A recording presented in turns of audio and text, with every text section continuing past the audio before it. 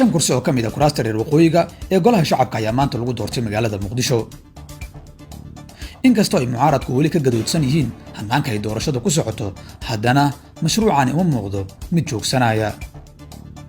madaxweyne farmaajo ayaa weli roob iyo xilli barwaaqaa ku dhex qaadanaya doorashada golaha shacabka kaasoo la sheegay inuu si weyn maqsuud uga yahay siday wax ku socdaan waxaan dul istaagaynaa shanta kursi ee maanta doorashadoodu dhacday xubnaha ku soo baxay iyo dhinaca ay jiraan kursiga koowaad waxaa qaatay maxamed cabdi xayir maareye waa siyaasi in badan koonfurta ku sugnaa oo xilligaanna mucaarad ku ah nidaamka madaxweyne farmaajo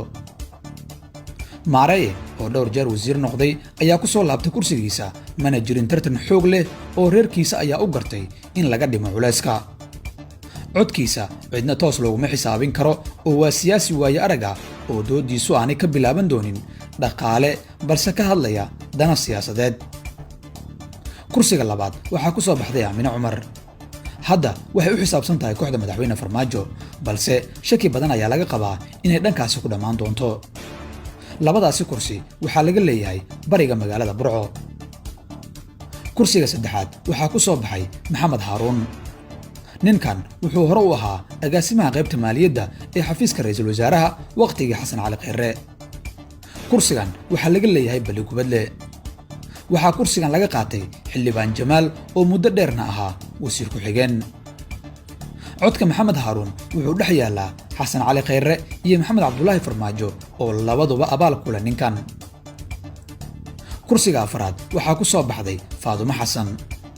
kursigan culays badan lama saarin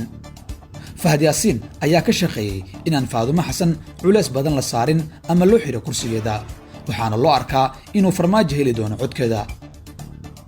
xubno mucaaradka ka mid ah ayaa iyaguna xisaabsanaya codkeeda laakiin sheegashadaas waxay u muuqataa mid daciif ah kursigan isna waxaa laga leeyahay balligubadle kursiga shanaad waxaa 4 sano lasoo dhaafo ku fadhisay yurub axmed raabi madaxweyne farmaajo waxaa la sheegay inuu rabay inay soo laabato yurub halka uu mahdi guuleed watay nin la yidhaahdo dayib balse fahad yaasiin ayaa dhisayay nin Soomaali Kenyaan ah oo la yiraahdo Axmed Cusmaan Deeriye fahad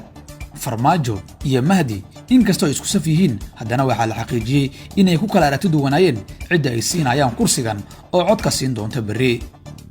ugu dambeyn kursigan waxaa ku adkaaday Axmed Cusmaan Deeriye oo bedelay yurub axmed raabi fahad yaasiin si uu soo saaray xildhibaankan wuxuu garab ka helay xildhibaano iyo senatar reer waqooyi ah xildhibaanka ku soo baxay kursigan codkiisa waxaa go'aaminaya fahad yaasiin waxaana leh farmaajo maxay kula tahay adiga